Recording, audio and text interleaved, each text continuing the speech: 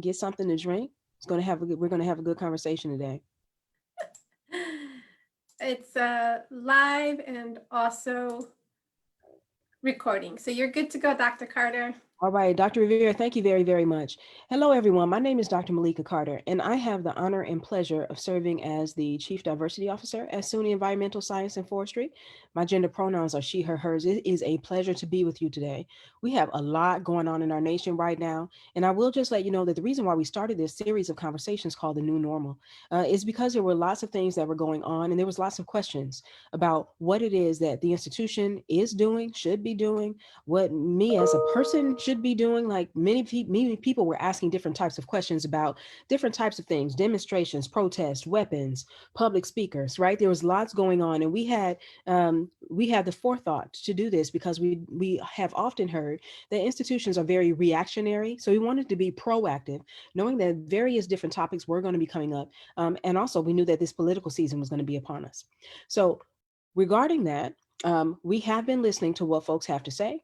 And we want you to know that we're very, very appreciative for that, for you being a part of our community. And thank you for being with us today, whether you are on Facebook Live or whether you're joining us here on, or even if you're going to, if you by Zoom, or even if you are going to be joining us later and be watching this asynchronously after it has happened. So today's topic is the new normal and amplifying public speech and speakers. Our special guest today is actually Dr. Rivera, who I'm very, very grateful that I work with.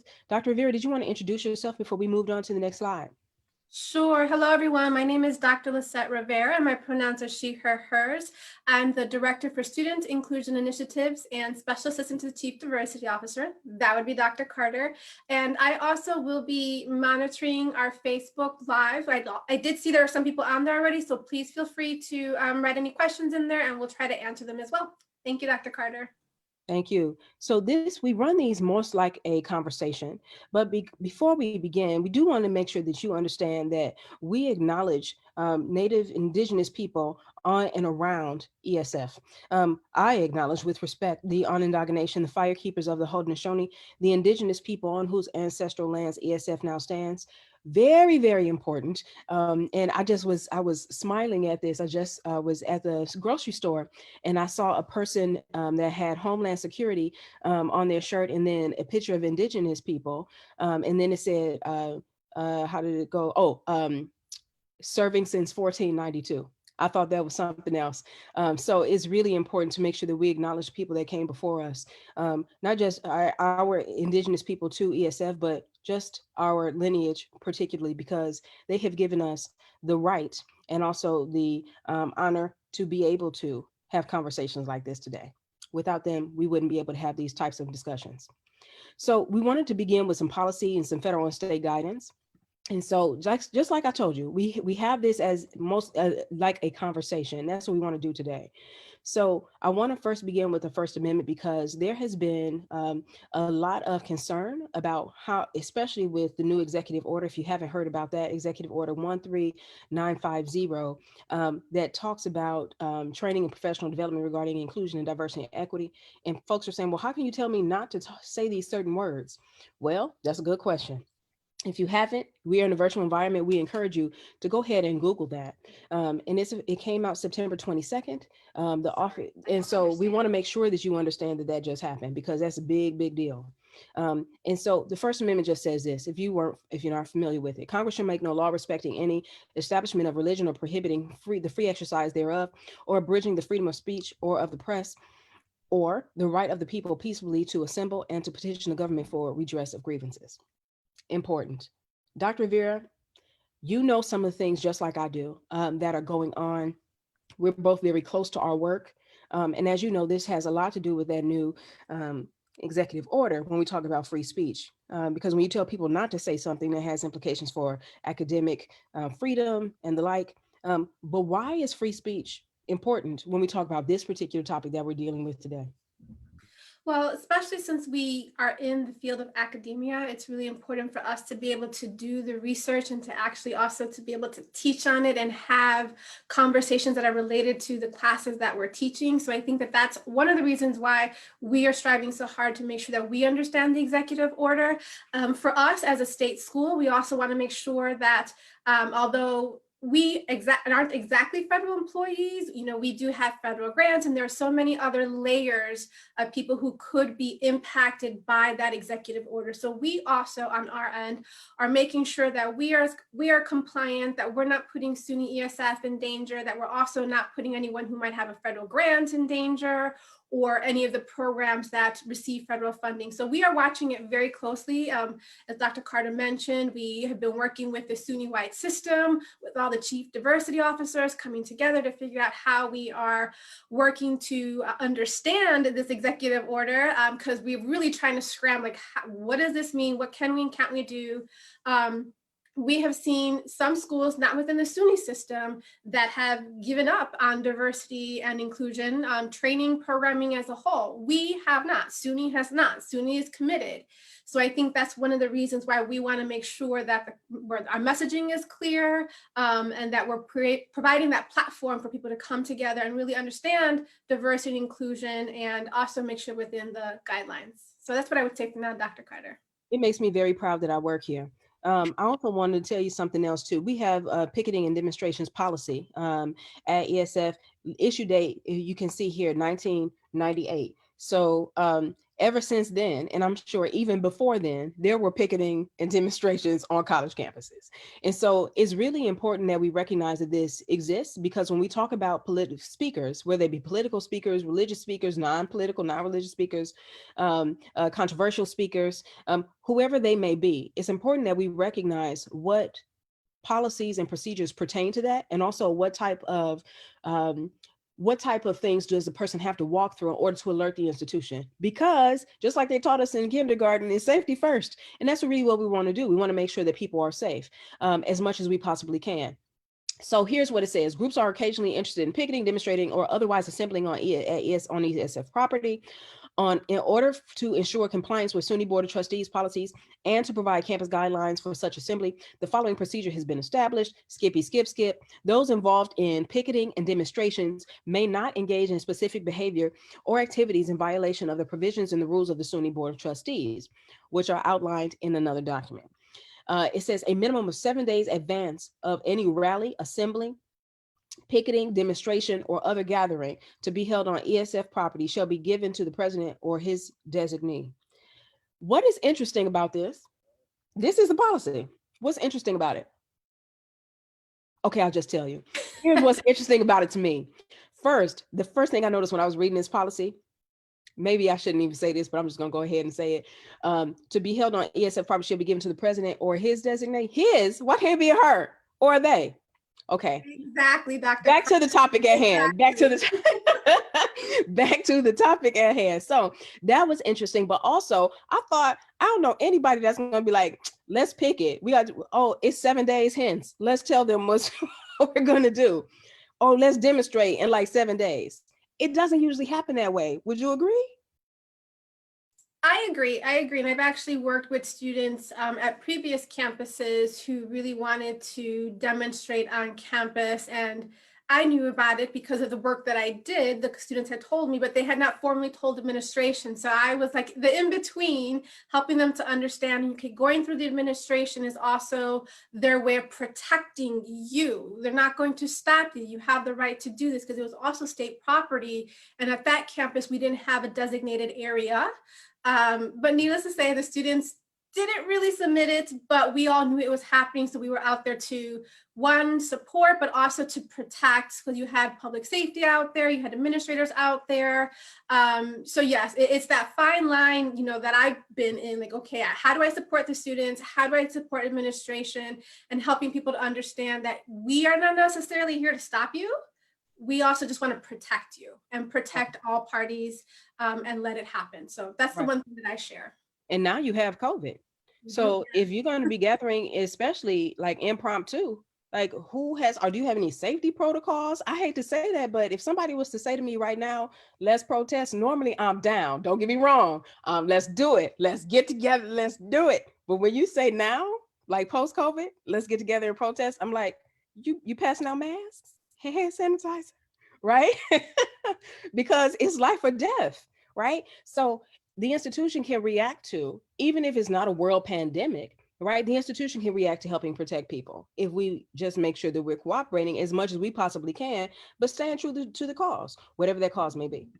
So it was a memorandum that went to presidents August 26th. This is not too long ago. And so it was recognized by the Office of General Counsel. This was SUNY General Counsel. And they said, we recognize that some political activity is going to be on your campus. By the way, if you want a copy of this, I can provide you one. And so what was inside of this is not only to help people understand what their duties were as institutions and also as individuals with political activities on campus, but it did particularly talk about speakers and what campuses should be mindful of. So I just wanted to show you this because I wanted you to know that it was on the mind of SUNY system, which has 64 campuses in it. That is not just, these things are not happening in isolation. So it's not like we're only talking about this at ESF. Other campuses are as well. Also, here's some of what it said inside of that memo. Political speech is welcome on SUNY campuses, and they give a bit of some discourse about and narrative about how that goes. They also reference what we just read about the First Amendment, right? And how the First Amendment is important. And so just wanted to make sure that you understood that we're not standing alone as ESF, but we're standing SUNY strong with other institutions as well, making sure that we are very much letting people know that this is important to us, that following different types of protocols within institutions, that keeping people safe is important, that recognizing people's need to express themselves is important, all these things. Here's another one.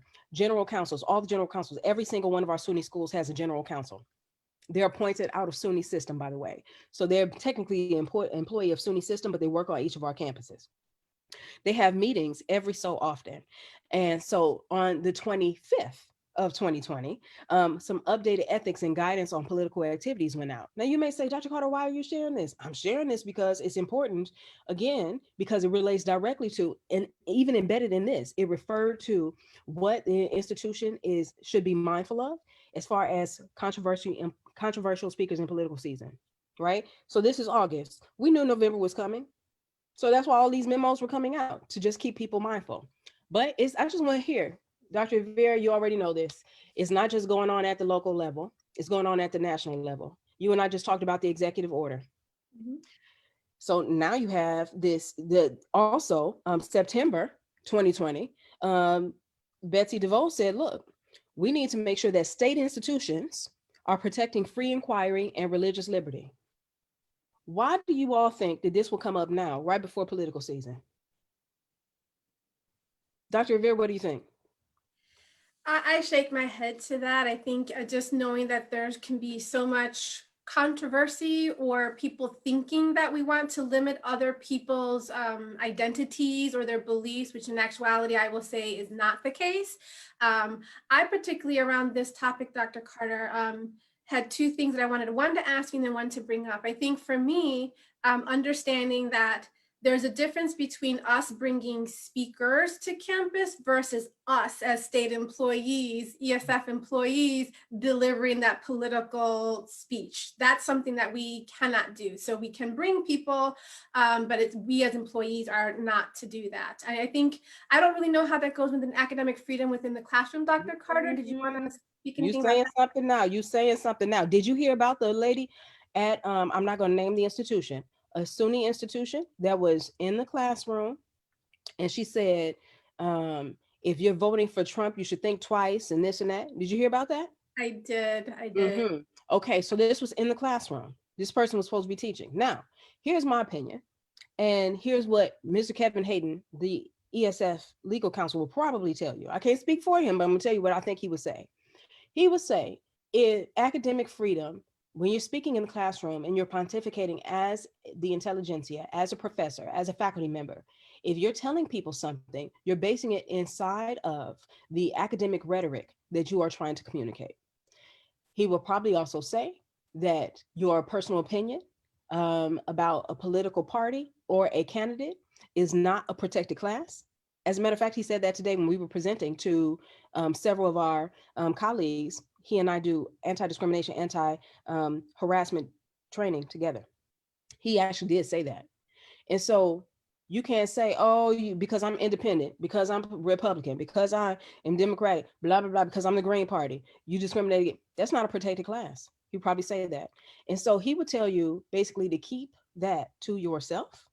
And then as all these other memos did that we just shared with you, keep it to yourself until you are no longer in a situation where, or in a environment where that speech needs to be controlled by you.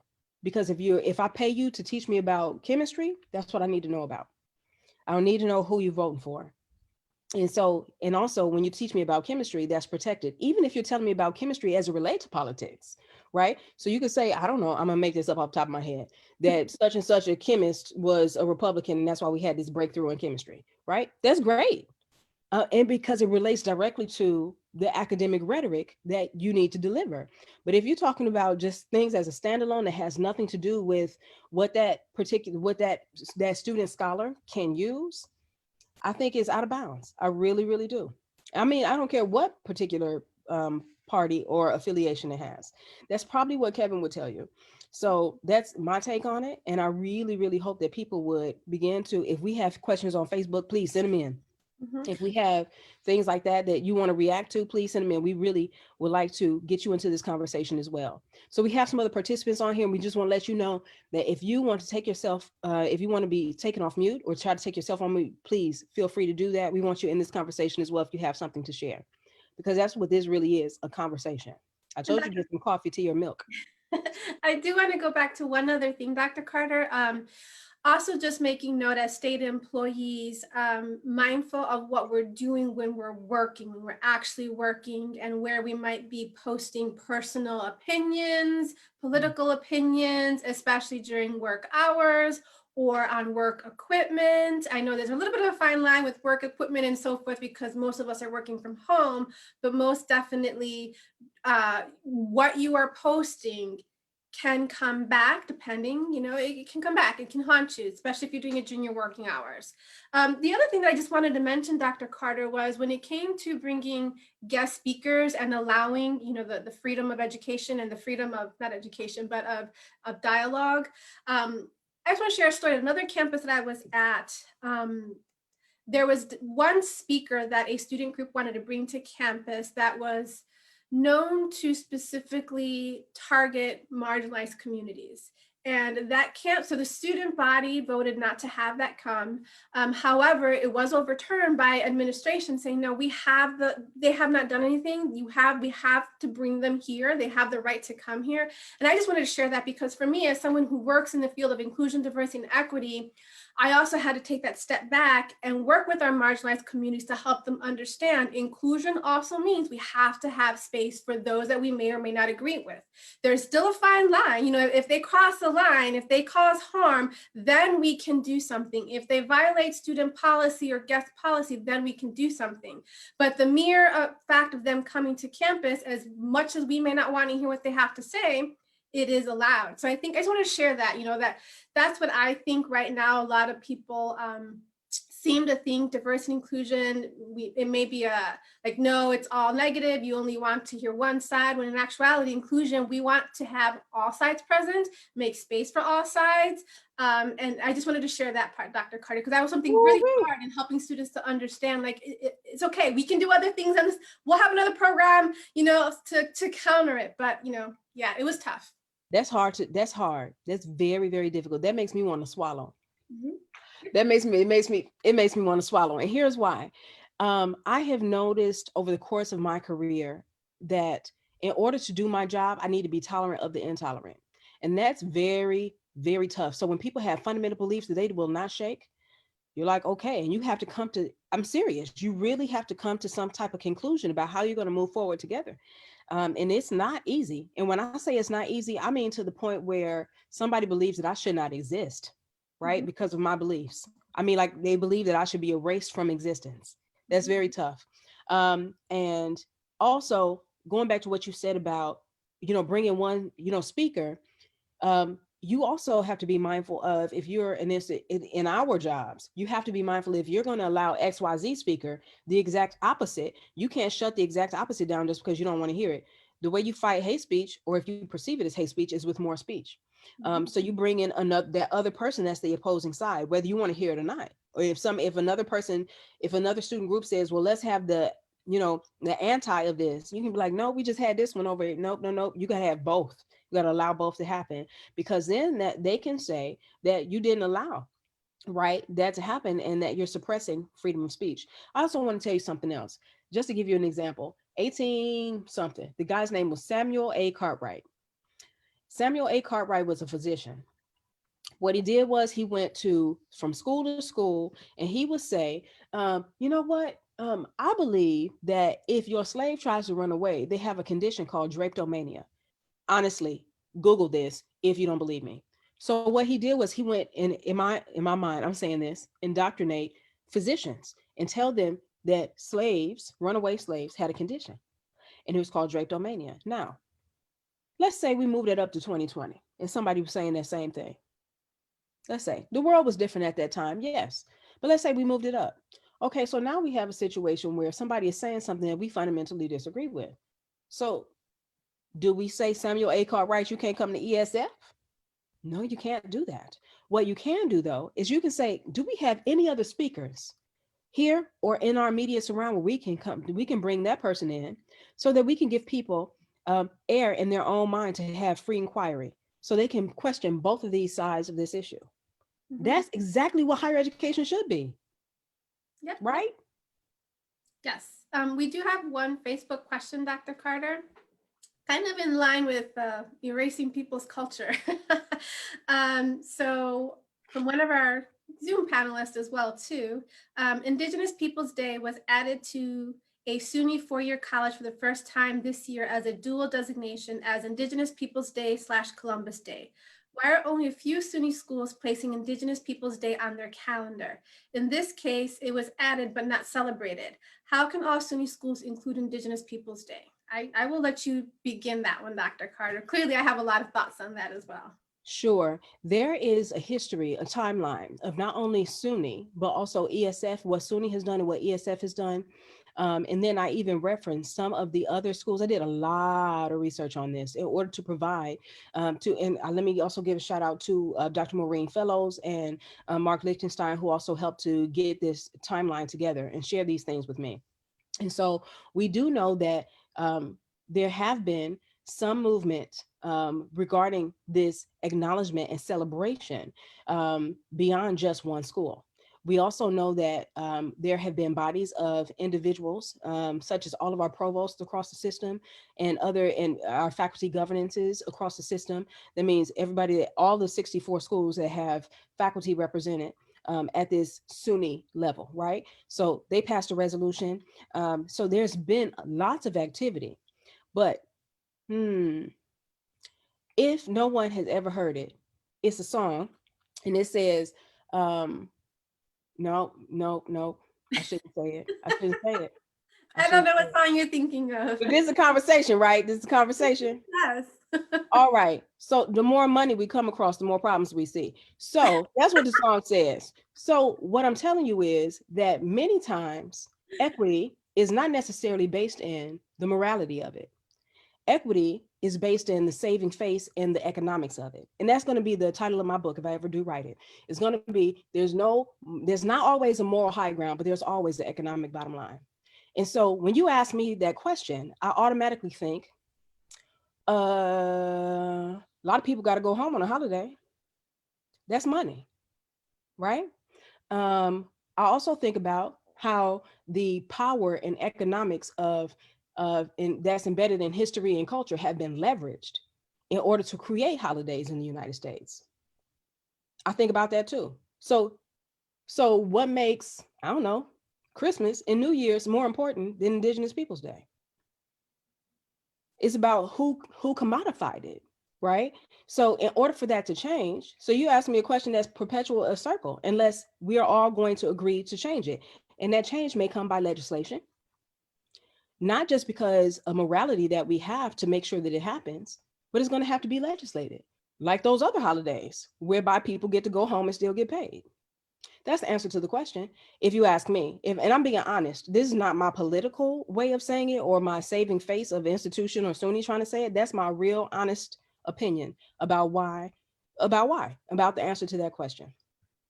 And I think I would just add, I'm not originally from New York. I am from Illinois.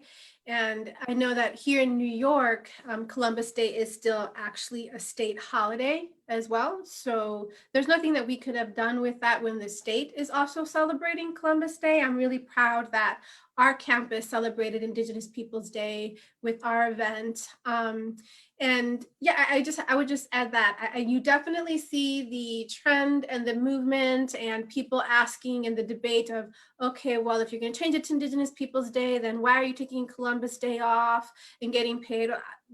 I worked on Columbus or Indigenous Peoples Day. Like I did. I don't know how that works, but we didn't have the day off. I didn't have the day off. I'm a state employee. I still had to work. But I just put that out there. There's so much controversy on either side, but I think it definitely, as Dr. Carter mentioned, would probably be best when addressed at the state level. And on that note, I know that during the summertime, there was a movement to have Juneteenth celebrated and honored. And I think just within the past month, it officially became signed into state law. So that's also how, so again, what's it going to take to get Indigenous peoples on the table? I think that's at the state level, same as Juneteenth. So I just wanted to right. Exactly what I'm saying. But look at what was in the news at that time. So people were pushing and forcing that to happen. So it's gonna, right? So what, it didn't happen in a vacuum. It didn't happen because somebody said, you know what? Let's change that. That should be changed. No, it didn't happen this first blush, right? It happened because there was considerable social pressure to make it happen. And I hate to say that, because it's built on the backs of a lot of oppression and literal death, right? That by which that happened in New York. So just saying. So it's going to take that. If you didn't believe me, another artist said it too, is cash rules everything around me. If you don't believe, it's so many songs that relate to it, so many. But really, it's the economics I'm telling you, it's economics. It always is. It's not always about suppressing people because of their identity or their beliefs, but many times it's economics. So just wanted to say that it's also important to make sure that several different associations understand the importance of free speech as well.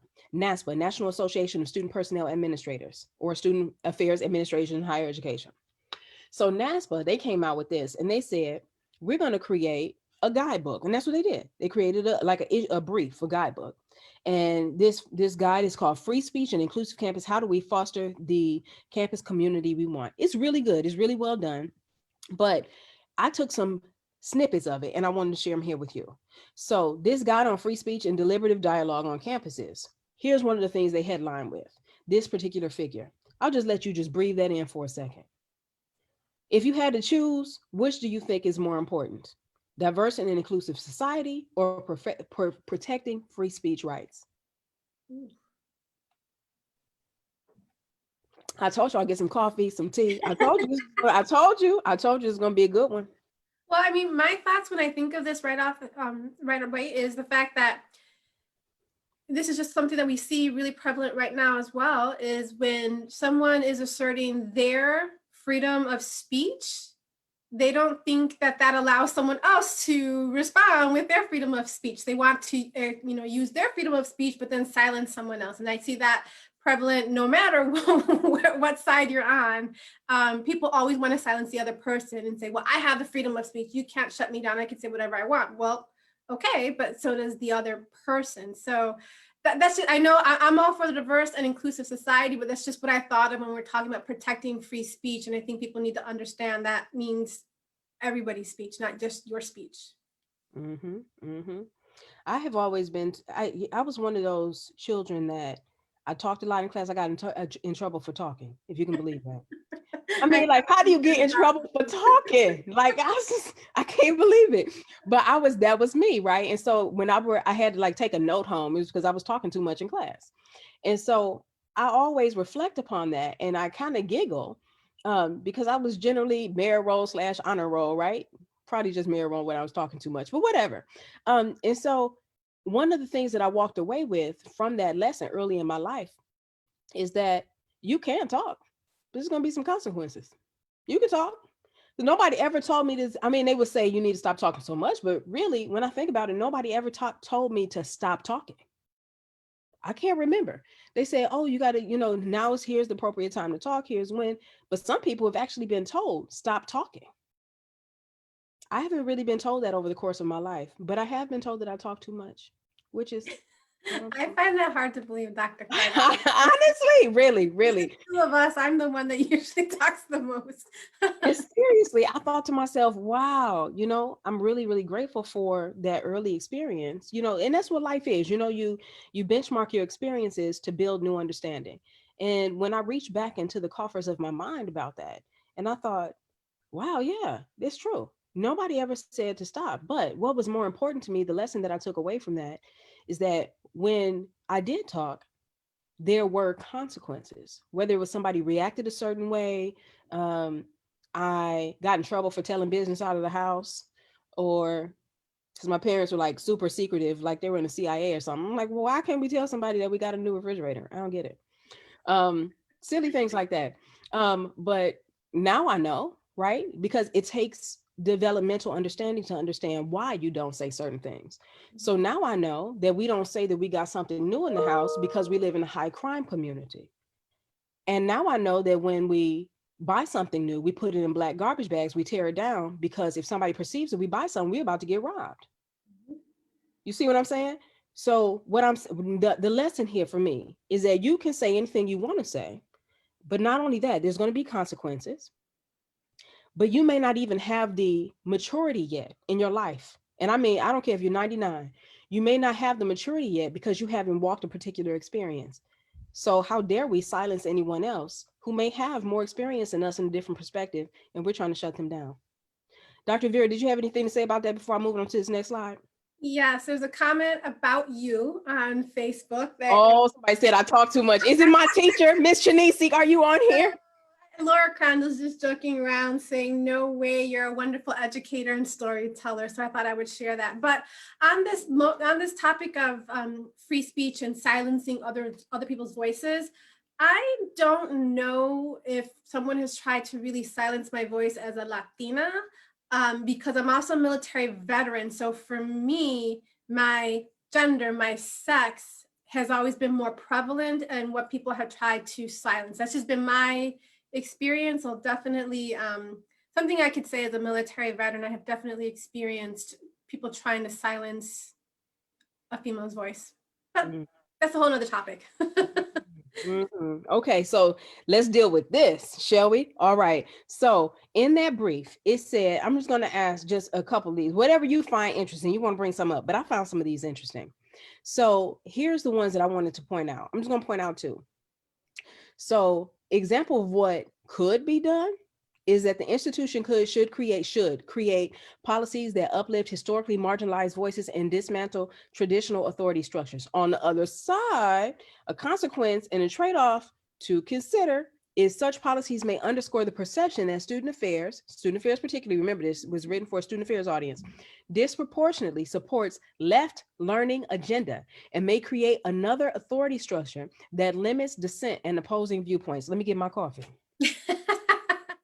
Well, I think as someone who has worked mostly in student affairs throughout my track, I definitely think that stereotype is true. It's a true stereotype. I mean, not that the thought is true, but it's a stereotype that exists about student affairs. And I think it's also something that exists even outside of student affairs. If you're like our office is not in student affairs. And so people also think that about us, since we're trying to elevate marginalized communities and we have programs which are intentionally lifting up these communities. People automatically just assume we all think this way, we all act this way, and we may not want to hear anything else. When in actuality, I think, our office is, we pride ourselves on the inclusion part, so I'm there to uplift any student that comes my way. I'm never going to turn anyone away, but I would say that that's definitely a stereotype that I have seen throughout my career in higher ed. And also it's not always true. I have met many people within student affairs who are as conservative as can be, but they still get the job done and they're able to work with other people. So, I just want to put that out there. Thank you. Okay, here's one more from this particular slide. Now you all interrupt if you need to, because I'm sure this is probably rattling some people saying, like, I got something to say about that. And that's fine. Here's the other one I wanted to bring out. It says, the last one here, institutional leaders should encourage faculty to consider the impact of curricula on students and issue trigger warnings as necessary. On the other side, some consequences, trade-off. A faculty may alter their delivery and instruction to eliminate potentially valuable and necessary content. What say ye? That's deep. That's a deep, deep question. I think it is too. And one of the things that I thought of as I was reading through this particular one is that you can't, and I always tell people this, especially in higher education where anything is on the table. If the intelligent people that we uplift as intelligent people, right, that we put them through a process in order to get a degree, to be our intelligentsia, if that's what we do, should not they be able to withstand the mental pressure of dealing with a very complicated issue without it being altered? Mm-hmm. I mean, this is what scholars do, no? I mean, even if you're studying the history of civil rights, or you're studying anthropology, or whether you're studying mathematics, very complicated, very complex thoughts is what we contend with in higher education. And I would preface that perhaps not necessarily limiting conversation or content, but also providing space when someone brings it up that it is impacting them in a certain way, allowing that space for someone to say, you know what, I'm not okay with this. This is triggering. And however that student might need to handle it, or even, working with the student to figure out, provide them resources. But I would argue not to silence the other person's view if they want to express concern about it, and definitely provide the resources. I think, Dr. Carter, I want to bring up the one right above that one because it's literally what we do. Faculty, staff, and students should create safe, ideological spaces on campus for specific student populations. For example, LGBTQIA students, student veterans, first-generation students. Consequence, students may choose to isolate themselves within these spaces, limiting opportunities for cross-cultural engagement. For me, there's that endless debate of recognizing that some people could really benefit from having community that they can't find in a greater population, but then also the argument of, well, why do you need to separate? Separation isn't good. We work so hard to desegregate. Why can't we all just come together? And as someone who fits a lot of those marginalized categories, I definitely advocate for those spaces because it is hard to find community. But that's something I also hear, as I will say, when I was an undergrad, I did not like the fact that I was, supposed to go work with the Multicultural Affairs Office. I didn't like the label of being a first-gen Latina who, they said you need to go to this space or this cultural center.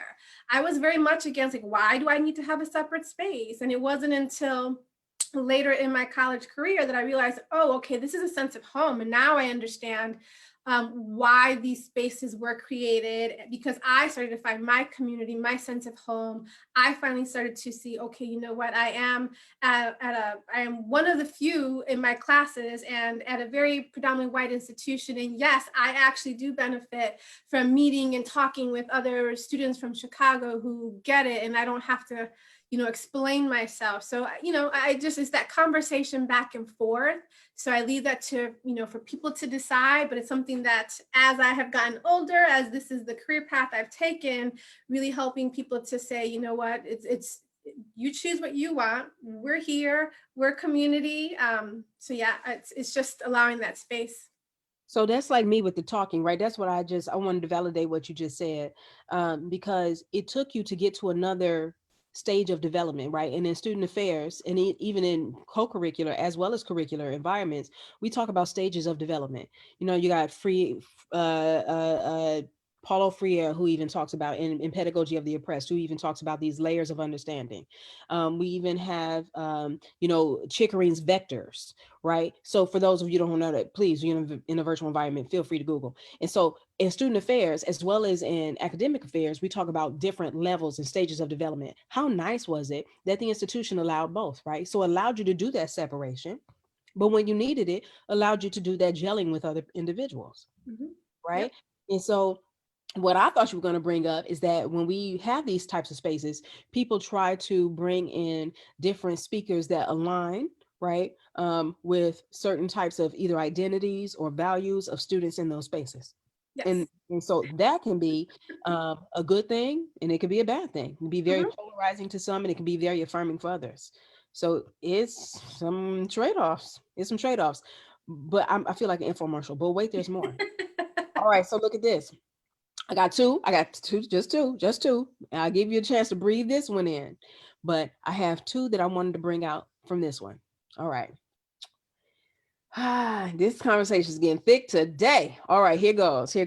So the one that sticks out to me is, and I'm saying this as an institutional leader, institutional leaders should promote demographic diversity as a way to broaden conversations and viewpoints on campus. Some consequences: historically marginalized individuals may become tokenized and bear an undue burden to develop culturally competent students, faculty, and staff. That hits me like almost like a frying pan. Here's why. We bring our identities to work, regardless of what they may be.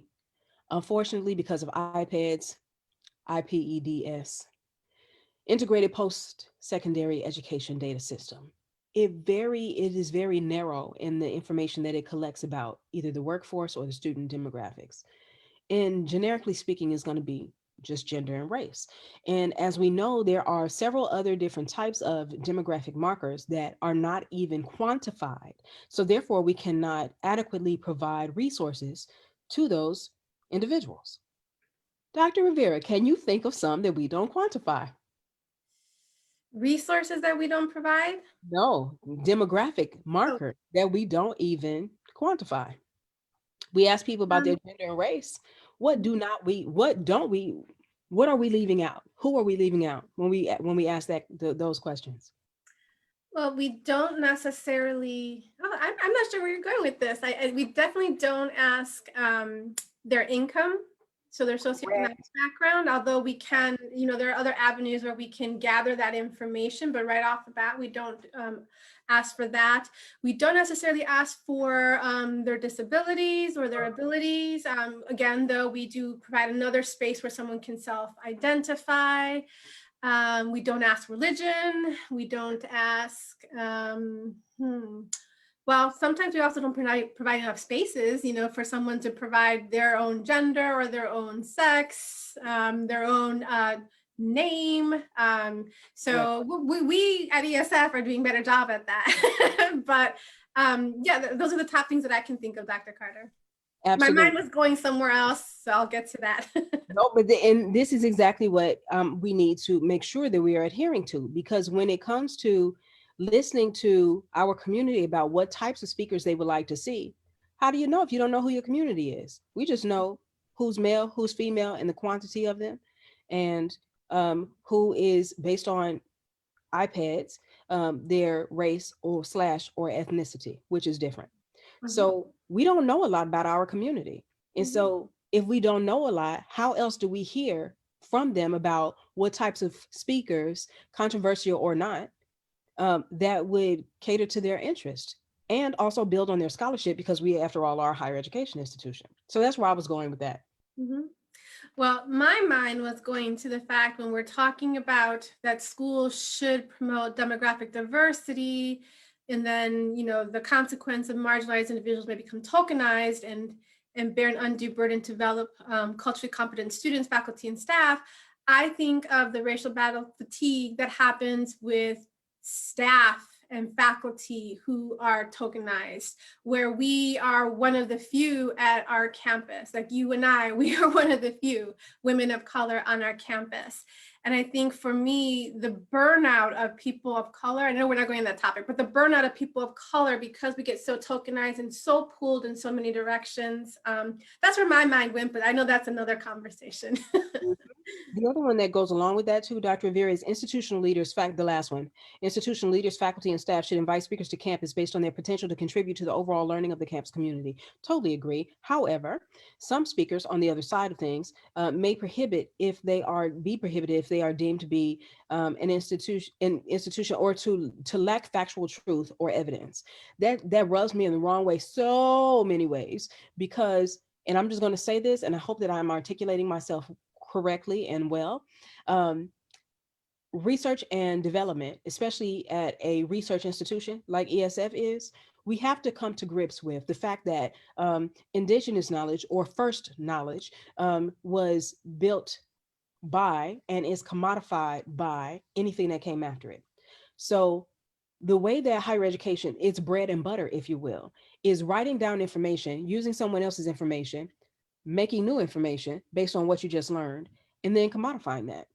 And that's why it's so important for people to be first author when they write a article or a book, right? Because they're making money off of it. The institution that they created something new at is making money off of that invention. That's what higher education does. And so if we recognize that, then we also can recognize and the ideal that things that are not written down are often not seen as legitimate or true, which is a lot of indigenous knowledge, a whole lot. Well, So in my dissertation, I used Latino critical race theory, and one of the components of it was also counter storytelling and the thought of allowing people to tell their stories from their perspectives, because it has been commodified by other people, by other cultures. And so, yes, most definitely that's something where it's needed, but also ironically, we're not supposed to talk about that right now under the executive order. So don't even get me started. Okay, skip. Okay, we're rolling. Okay, so this one right here, this one. States should require institutions to eliminate free speech zones, designated locations. I say this because, especially what you just said, Dr. Rivera, about at your previous institution, there was no designated space. Designated locations where individuals can register to secure time or for expressive activity. All public spaces on campus should be open to free speech. On the other end, unexpected or unknown speech or speakers may disrupt educational or academic environments. In previous iterations of this conversation, the new normal, we've talked about time, place, and manner. In academic environments, or target students with hateful speech while they are trying to engage in activities of daily living. So I got to ask you, Dr. Rivera, do you happen to know? It's been officially more time than you have ever been in a virtual environment at work, probably, instead of most of your time on a college campus while you're working. Do you know where our designated space would be to express free speech? I do not. I believe there's supposed to be a corner intersection. I think I've heard someone say that once upon a time, but I do not know where it is for ESF. Where is it, Dr. Carter? I don't know where it is. So that's what I'm asking you. I thought you might know. Anybody else know? No. Interesting, right? So, but if I had to guess, I would say it's the quad. I would say, but we have an interesting and a very earth-friendly way of looking at how people use the quad. I've never seen people protest on the grass. I've seen them protest on the sidewalk between Moon Library and the grass on the concrete, but I've never seen people stand on the quad and protest. So I was just thinking maybe you might know something I didn't. I don't know. Well, I mean, my experience, Dr. Carter, being newer to ESF, I don't know how often ESF students have a protest on our campus in isolation from SU. So I don't know how often that might happen with some things at ESF, but not SU. I definitely have seen them at SU, but not at ESF. Okay. All right. I'll find out and I'll let you know. Yeah, I mean, I've been looking myself. I've been looking. All right. So we only have a little bit more left. And so I want you to, if you have time later, if you just take a look at this. I mean, it's a really great article and there's tons of things in it. But they give some other ideas as well about affirming the educational value of intellectual curiosity and engaging ideas across difference. Huge. That's very, very big. And then prioritizing student safety and well-being. Actually, that came a little bit later in the article, but if it was me as the writer, I would have put that at the top because I do believe that it's all about safety first. So just wanted to show you a couple different more of those. With that said, only one more left here, upholding the ideas of free speech. And this is what we really want to make sure that we do, regardless of who we have on our campus, in a state institution, even if it's a private institution, we want to make sure we do the same. So with that said, Dr. Vera, I can't thank you enough for being here. We have some good conversations. I told people to get on in here. Maybe they just like hearing us talk. I don't know. But we'd like to hear from you. If you have anything that you want to share with us, please email us. Our email addresses are here. You can always get in touch with us at inclusiveexcellence@esf.edu as well. You can follow us on social media as well or visit our website. Dr. Vera, did you have any last words? Yes, I definitely would invite anyone who's typing these questions or any alumni who really also want to connect with our office and help with programming or ideas. Please do connect with us as well too. Even if you're not connected with the alumni relations, you can connect with our office. And I'm speaking specifically when we're talking about indigenous communities as well too. So we definitely want to connect. But other than that, no, thank you for this conversation, Dr. Carter. I just really want people to understand that at SUNY, we are committed to allowing and encouraging free speech, all kinds of speech. Well, not all kinds of speech. We're allowing different types of voices to be heard at ESF. And if there are any questions or concerns, you can always connect with our office as well too. Also, you can file a bias report through our office with Rebecca Hoder-Kirst through our bias page. But we're here to help. We're here to help direct you, find some answers, and also to help you find community. All right, so our last conversation is going to be coming up. I think it's our last one, our 10th one in this series. And we'll be talking more about hopefully where our common area for protesting is on the ESF campus. But tune in for that one because I'm sure we'll all learn something new. But with that said, Dr. Rivera, always a pleasure working with you. Thank you very, very much. And we'll see the rest of you later. We appreciate your time and attention. Thank you. Thank you. And I'm going to turn off the live in 1 second.